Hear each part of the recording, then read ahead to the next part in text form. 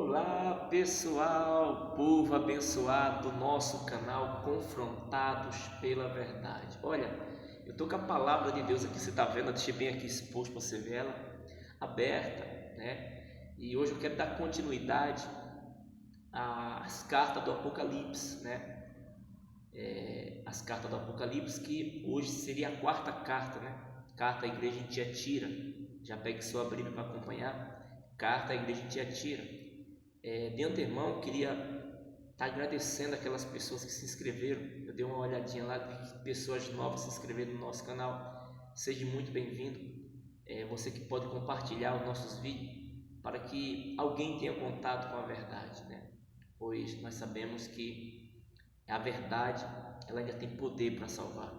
Ela sempre vai ter poder para salvar. Então, se alguém tem a oportunidade de conhecer a verdade, ela vai ser salva pela verdade, tá bom? Então, veja bem o que diz a palavra de Deus aqui em Apocalipse 2,18. Diz assim: carta à igreja em Tiatira. Ao anjo da igreja em Tiatira escreve: estas coisas diz o Filho de Deus, que tem os olhos como chama de fogo e os pés semelhante ao bronze polido. Esse primeiro versículo, Jesus se apresenta à igreja em Tiatira como aquele que tem os olhos como chama de fogo, o Filho de Deus. Os olhos como chama de fogo seria olhos que vê além das aparências, olhos que vê no escuro, vê onde as pessoas não vêem. Sendo assim, ele não julga segundo a vista dos olhos, segundo a aparência, né? Mas sim pela reta justiça. Jesus consegue enxergar aonde pessoas não conseguem enxergar. Ele consegue enxergar o nosso verdadeiro valor, coisa que as pessoas, às vezes, nossa volta não conseguem enxergar. Por isso que eu falo que aquele que tem os olhos como chama de fogo sabe o valor de cada um, sabe o que está no coração de cada um. Ninguém esconde nada do Senhor. Pode esconder dos homens, de um parente, pode esconder de um esposo, de uma esposa, de um patrão, de um amigo, mas de Deus jamais. Porque ele tem os olhos como chama de fogo, ele vê onde as pessoas não vê. Aí ele consegue enxergar também o quê? O verdadeiro valor. Ele não vê segundo a aparência, tá bom? Pés semelhante ao bronze polido seria o total poder que ele vai ter para julgar os adversários no dia do juízo, aqueles que não quiseram ele em vida. Pés semelhante ao bronze polido, autoridade para julgar. Versículo 19 diz assim, continuando: conheça as tuas obras, o teu amor, a tua perseverança, o teu serviço, as tuas últimas obras, mais numerosa do que as primeiras. Perceba o que ele fala dessa igreja.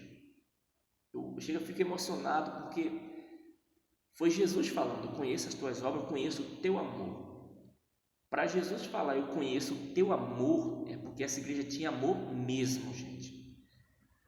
Você sabe que tudo que Deus quer em uma igreja é amor. A Bíblia diz em 1 Coríntios 13 que todos os outros dons que Deus deu ao homem são em parte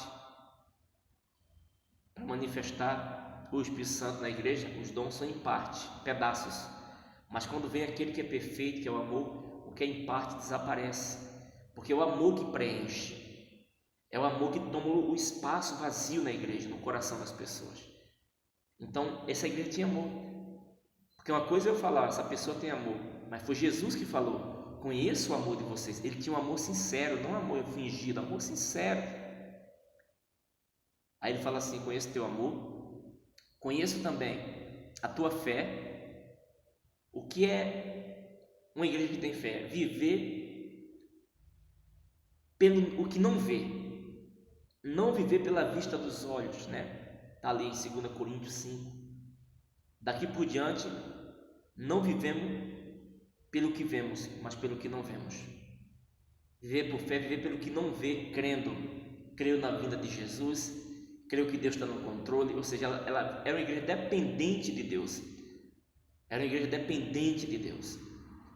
Continuando, diz que ela tinha serviço. O trabalho evangelístico dessa igreja era lindo.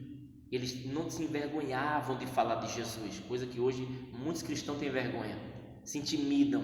Eles não, eram ousados em evangelizar, em falar de Cristo, serviço evangelístico. Continuando, diz assim: conheço também as tuas últimas obras, mais numerosas do que a primeira. Olha só, em outras palavras, vocês estão melhor agora do que quando começaram. Uma evolução espiritual, um crescimento espiritual. Porque a tendência da igreja, a pessoa começa fervoroso e vai esfriando. Elas não. Elas começaram de uma forma, estavam melhor agora. Elas cresceram com respeito às coisas espirituais. Elas se davam mais para Deus agora, atualmente, presentemente, do que quando começou. Porque eu conheço muitos que começou de um jeito, hoje não é a mesma pessoa. Talvez Deus está falando com você. Volte, viu? Volte. Porque nós temos que crescer em Cristo, a Bíblia diz, e não diminuir. Tem que haver um avanço, não um regresso. Entendeu? Então volte em nome de Jesus, tá bom? Agora veja, uma igreja dessa, com tantas características bonitas, lindas, qualidades que uma igreja verdadeira de Cristo tem, mas pasme que eu vou falar para você, não estava salva. Pois é, meus irmãos, não estava salva. Adivinha por quê? Acompanhe comigo, no versículo 20.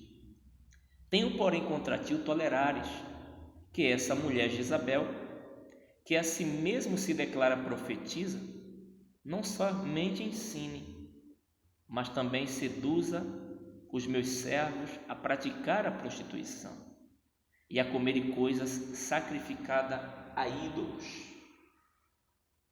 Por que essa igreja estava perdendo a salvação? Porque ela tolerava o paganismo. Jezabel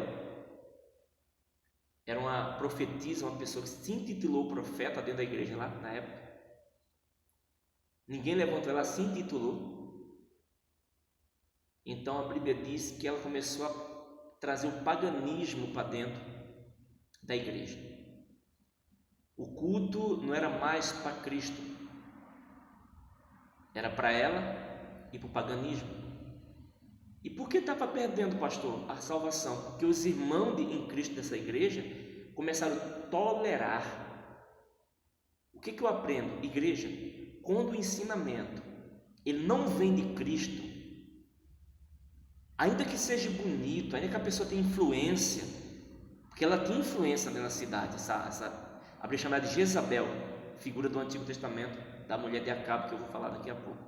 Então ela tinha influência, então ela pregava, ensinava dentro da igreja, mas não era o evangelho de Jesus, e os irmãos toleravam. O que eu aprendo? Que quando o ensinamento não vem de Cristo, igreja, é tolerância zero. Não com as pessoas, temos que ser tolerantes com as pessoas, mas com ensinamento falso não. Quando o ensinamento não vem de Cristo, tolerância zero para aquele ensinamento. Não aceite, pode afastar você da sua salvação. É perigoso o falso ensino. Então você percebe que uma igreja praticamente salva, mas estava perdendo a sua salvação porque tolerava o ensinamento pagão. Eu já vi pessoas falar assim: não, pastor, o que importa é que está pregando a palavra. Não, negativo. Se o ensinamento não vem de Jesus, o que Paulo diz lá em Gálatas capítulo 1, verso 3 em diante, se eu não me engano? Irmão, se eu, ou ao menos um anjo do céu, vos pregue evangelho que vá além do que Cristo pregou, seja anátema, amaldiçoado. Paulo disse assim: ó irmão, se vir um anjo do céu, Paulo falando, ou um anjo do céu, um anjo desce na sua frente assim, um anjo, e pregar um evangelho, você analisar aquele evangelho, e o evangelho não for semelhante ou igual ao que Jesus pregou, não receba, amaldiçoe aquele evangelho. É duro, né? Gálatas capítulo 1, só você ir lá. Nós temos, gente, que aprender isso, gente, para não cair nesse engano religioso que está aí no mundo. Porque a Bíblia chama ela de Jezabel. A Bíblia diz que ela seduzia e levava os servos de Cristo à idolatria, idolatrava ela mesma, e à prostituição cultural e espiritual. Ou seja, o falso ensino não freia o pecado, ele potencializa o pecado. Muitas pessoas não conseguem largar o pecado porque está debaixo de ensinamento errado, ou falta de vergonha na cara também, que às vezes está na verdade, mas não quer a verdade. Amém? Desculpa falar assim, mas é verdade. Tem que ser como eu sou, tem que ser o que eu sou, gente. Não posso mudar a minha essência, né? É o meu jeito. Então, escute bem o que eu vou falar para você. Por que a figura do Antigo Testamento, Jezabel? Jezabel era a mulher de Acabe. Olha lá em 1 Reis 16 até o 18, a história dela. Uma profetisa pagã, uma profetisa que adorava Baal. E Acabe casou com ela. Mas ela era uma pessoa dominadora, sabe? Manipuladora, a Bíblia diz, Jezabel. Ela convencia as pessoas por influência maligna. A Bíblia diz que muitas pessoas estavam perdendo a salvação aqui dentro, essa igreja, porque estava tolerando ela. Não aceite falso ensino. Continuando para não ficar muito grande o vídeo, versículo 21. Dê-lhe tempo para que se arrependesse da sua prostituição. Ela todavia não quis arrepender-se da sua prostituição. Eis que a prostituta de cama, os que com ela adulteram, e em grande tribulação, caso não se arrependa das obras que ela incita. Olha o que ele diz assim, dê-lhe tempo para que se arrependesse. Olha Jesus falando, eu esperei ela mudar, eu esperei ela se arrepender, mas ela não quis. Eis que a prostituta de cama, não somente ela, mas aqueles que com ela adulteram, ou seja, os seguidores que toleram o ensinamento falso dela, eu vou prostrar de cama. O que é isso?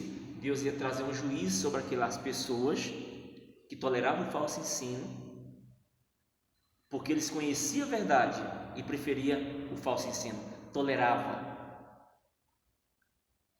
Temos que amar as pessoas, mas ser intolerante com o falso ensino.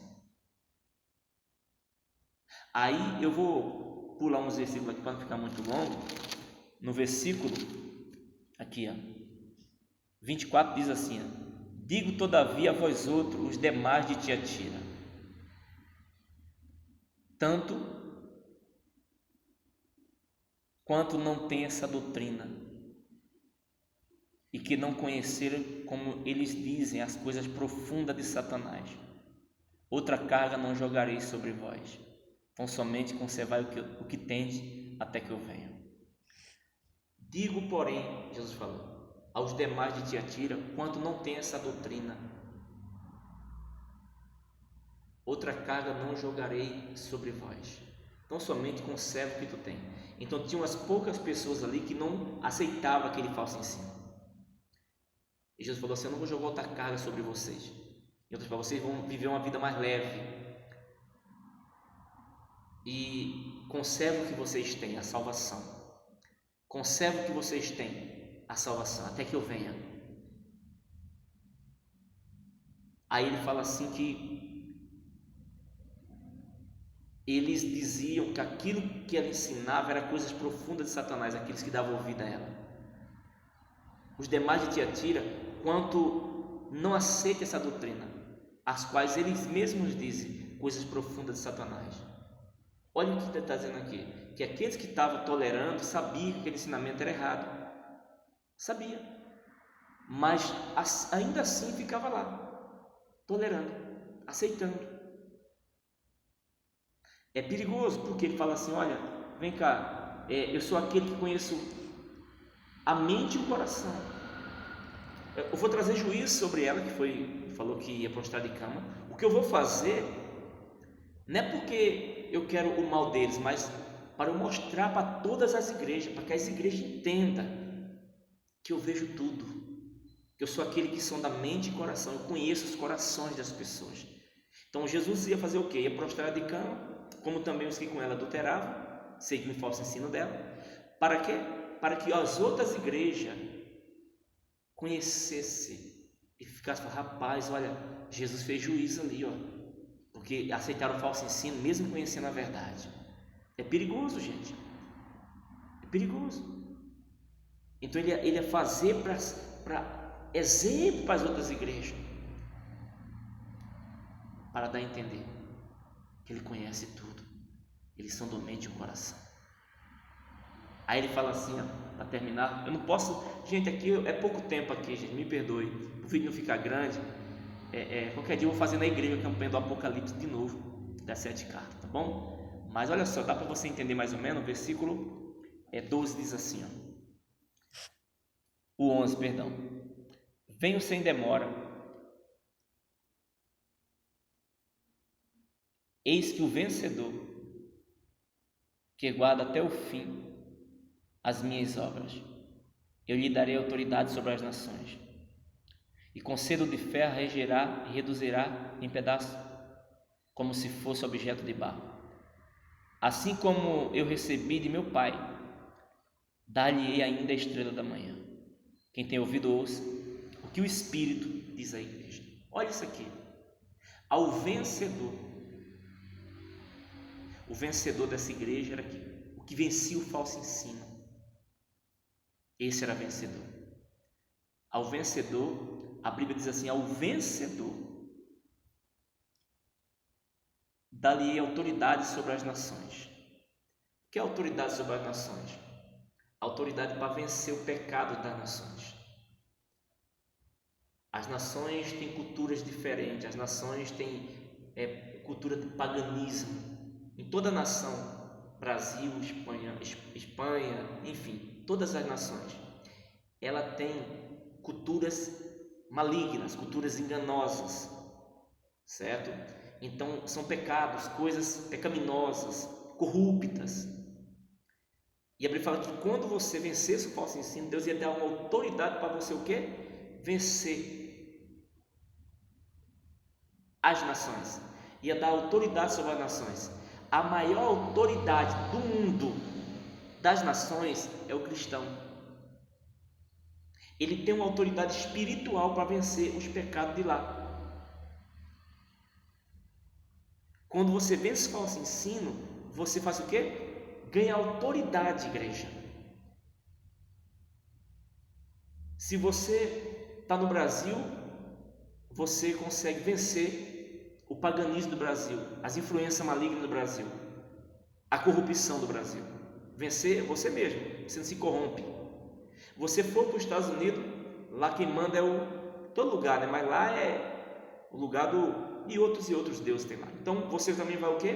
Vencer. Você não vai ser vencido por eles, você vai vencer. Você não é seduzido por eles.